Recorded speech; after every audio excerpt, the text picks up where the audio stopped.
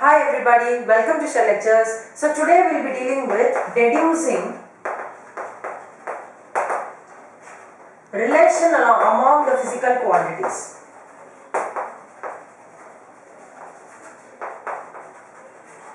So if some physical quantities are given to you, how do you deduce the relation between them? And this is again based on the principle of dimensions.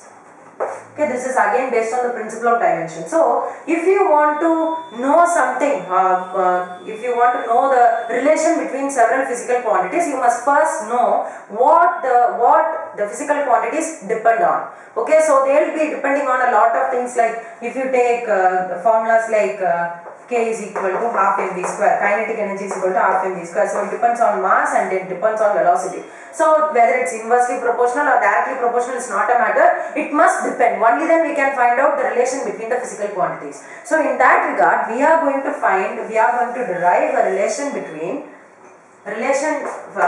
the time period of a simple pendulum. Time period of a simple pendulum. Okay, so what is the formula for time period of a simple pendulum? What is the relation which connects all the physical quantities related to time period of a simple pendulum? That's what we are going to learn in this. So, time period of a simple pendulum, what are the things which it depends on? It depends on the length. For example, it will be like this. The string will be like this and the bob will be like this. So, if this is the string and this is the bob. So, this depends upon the length of the string, and that shall be represented by the letter L, and then mass of the bob, m of bob, and that shall be represented by the letter M, and then it also depends upon the acceleration due to gravity. Because the bob is in this position and it's oscillating only due to acceleration due to gravity. So this is the stand, and from that the string and the bob. So these are the three quantities on which the time period depends on. So you can simply write T is equal to K into, which is a dimensionless quantity, and that may be a number. In all number you can find, for example, let me write the time period of a simple pendulum's final formula, that is T is equal to 2 pi into root of L by G. Okay, so this can't be derived by dimensions. Okay, this is a dimensionless constant, so it can't be derived by dimensions. It can only be derived by experimental verifications. So let me put that as K, and it depends upon L. So let me write L power X. Then let me write G power Y. M power Y, and then let me write G power Z.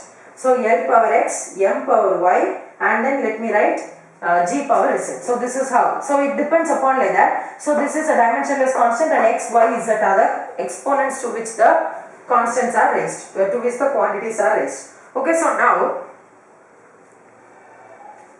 let me write the final formula alone, and then we will do the derivation. So I told you T is equal to K into L power X into G power Y into M power Z. Okay, you can even change G, M and L wherever you want, that's not a matter. Okay, so K into L power X, G power Y, M power Z is the formula. So now let us apply the dimensions. So applying the dimensions,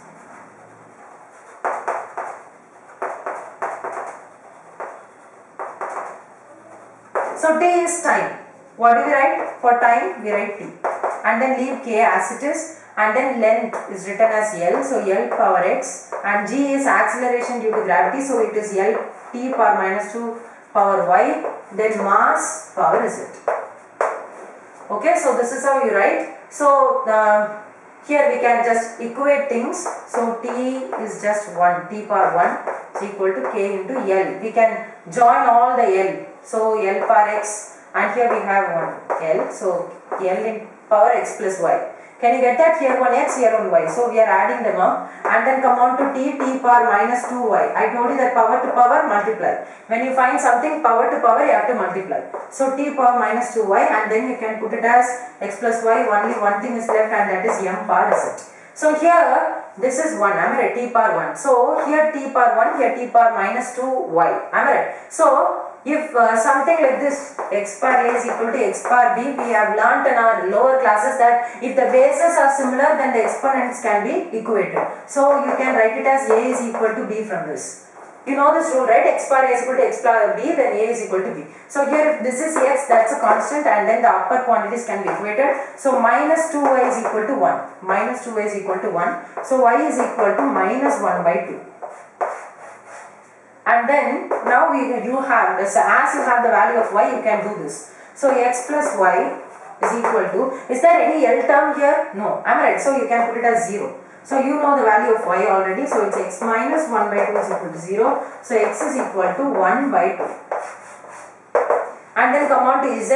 Is there any m term here? No, am I right? So it's going to be 0. So z's value is going to be 0. Okay, so x is 1 by 2, y is minus 1 by 2, and z is equal to 0. So now let's see how to derive the relation from this. That is, you just remember these quantities, x is equal to 1 by 2, y is equal to minus 1 by 2.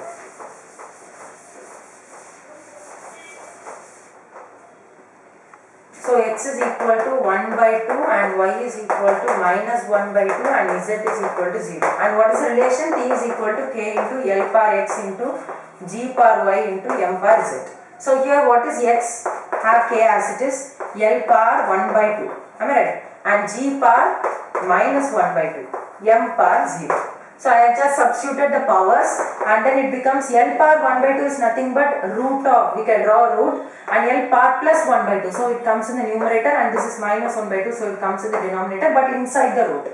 If you draw it like this, it becomes wrong because both of them are square root. Okay, so you are drawing it like this. So this means L par 1 by 2, G par minus 1 by 2, M par 0 is equal to 1, anything raised to 0 is 1. So K into root of L by G. This is the final formula for time period of a simple pendulum, and the value of K by experimental verifications have been found to be 2 pi. So the final formula becomes T is equal to 2 pi into root of L by G.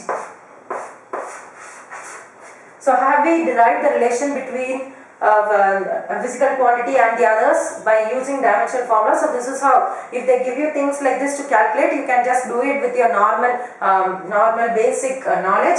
Okay, it's not very necessary that they should always ask you things with time period of a pendulum. They can ask anything, and if you have the basic dimensional formula and if you are practicing a lot of exercises based on this, definitely you can crack problems like these. So this is how we can derive the relation between physical quantities, deduce the relation between physical quantities using dimensional analysis. Okay, so as I told you earlier, the dimensional analysis has its own advantages and disadvantages. Advantages is that you can deduce physical relations like this, and you can also know the correctness of an equation. Okay, I told you that only because it satisfies all the dimensional properties, it does not become 100% correct, but it is correct, but it's not 100% correct. But if it's not satisfying the dimensional properties, it's never going to be correct. That's what is the point. Okay, if it's not going to satisfy, it's never going to be correct. So it's used for two advantages. One is to deduce physical quantities like this, and the other is to check the correctness of an equation. On the other hand, the disadvantages of dimensional analysis is that it can't be used to trigonometrical and logarithmic functions because they don't have any dimensions, and also we can only do this to things like mass, length and all that. You can't do this to real numbers and fractions and ratios and all that. Also, then the other thing is, you can only relate all the physical quantities based on the previous 3 videos. You have come to a conclusion that you can only derive the dimensional formula for several quantities with 3 dimensions roaming around here and there, but you will at last come into them, that is M, L and T.